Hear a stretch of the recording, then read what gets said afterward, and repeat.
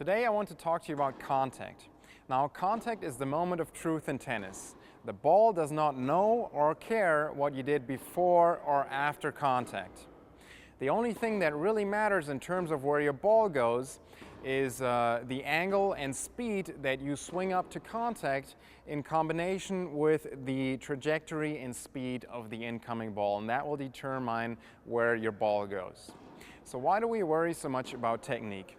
Well, efficient technique is going to make it a lot easier to come in at the right angle with a lot of speed on a consistent basis.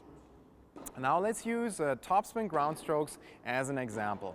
If you hit topspin ground strokes, you have to get your racket face vertical at contact, so that's straight up and down, and you have to swing on a slight upward angle at least to make the ball go over the net.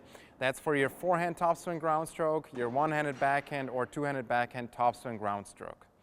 Now, if your racket face is slightly open, the balls are going to fly. If your racket face is closed, the balls are going to go in the net. So we have to get the racket face vertical on these topspin ground strokes. Let's take a look at some pro players at contact while hitting topspin ground strokes. Okay, first let's take a look at Roger Federer's forehand and see what happens around contact. Now right here you can see that at contact the racket faces vertical or straight up and down. Roger's racket is also moving on an upward swing plane, as we can see right here. Now let's take a look at what happens on Novak Djokovic's backhand at contact. And once again we see that the racket faces vertical or straight up and down at contact. Novak's racket also moves on an upward swing plane, as we can see right here. Last but not least, let's take a look at Rafael Nadal's forehand, and we'll see that the exact same thing happens here. At contact, the racket face is vertical or straight up and down, and Rafa also swings on an upward swing plane, as we can see now.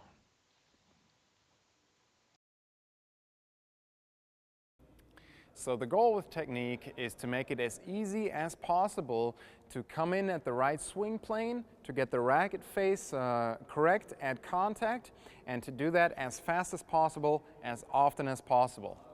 Now, when we look at technical inefficiencies, some of them can be overcome with coordinative talent.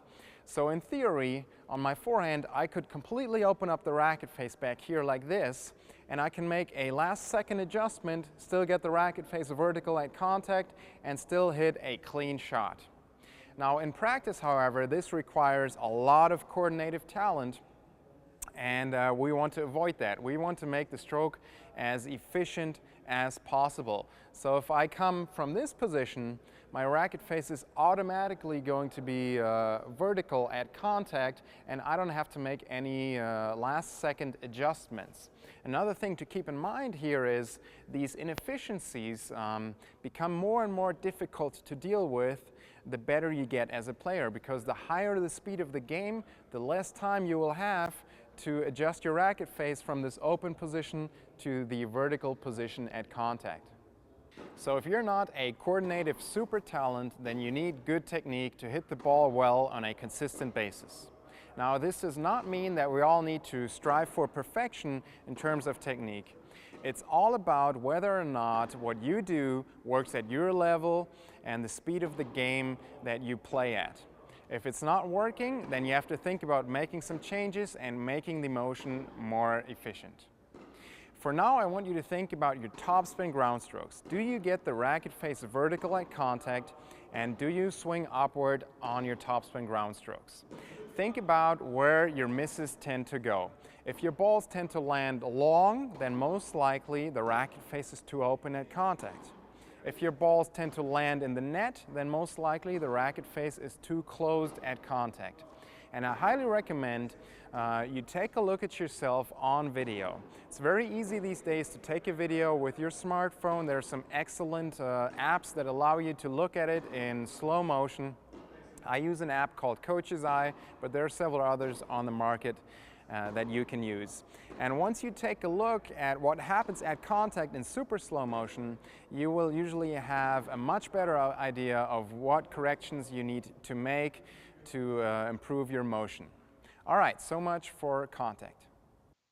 If you enjoyed this video, I'd like to ask you to click the like button below and also subscribe to my YouTube channel if you haven't done so yet, because then you will receive all of the newest videos.